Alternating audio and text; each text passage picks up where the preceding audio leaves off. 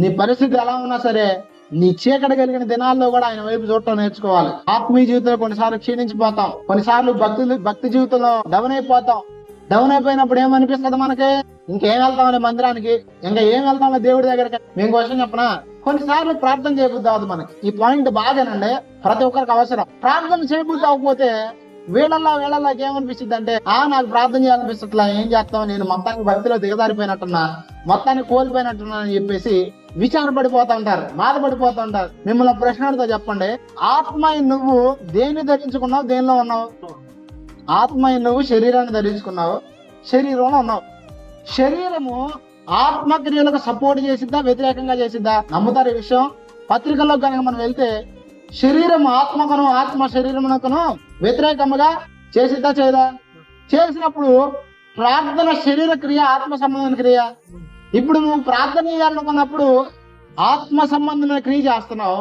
ఈ ఆత్మ సంబంధమైన క్రియ చేసేటప్పుడు శరీరం ఒప్పుకునేదా, ఒప్పుకోదా? ఒప్పుకోదు. అదే టైంలో సినిమా చూడమను, అవసరమైతే నిద్రపోకుండా చూడమని శరీరం, అవసరమైతే నిద్ర రాదు. కానీ కొంతమంది చర్చిలకు వచ్చి నిద్రపోతుంటారు. ఎందుకంటే శరీరం ఏం చేస్తుంది? వ్యతిరేకమైన వాటికి ప్రేరేపించింది, వ్యతిరేకమైన వాటికి సపోర్ట్ చేస్తుంది. కానీ ఆత్మ సంబంధం వాటికి సపోర్ట్ చేయదు. ఇప్పుడు ఆత్మపై నువ్వేం చేయాలి? అమ్మో శరీరం అంటే సాగరించలేదు కాదు, నేనేం చేస్తానంటే శరీరం మాట వింటానకూడదు. ఆత్మపైన నువ్వేం చేయాలంటే నీ క్రియను నువ్వు కొనసాగించడానికి ముందుకెళ్ళాలా. మీరు పనులకు వెళ్తారు కదా, మీ ఓపిక అయిపోద్ది కదా, ఆఖరిలో ఇంకొక అరగంట ఉందనగా ఓపిక తగ్గిపోయింది అని తిరిగి వచ్చేస్తారా? ఏం చేస్తారు మరి?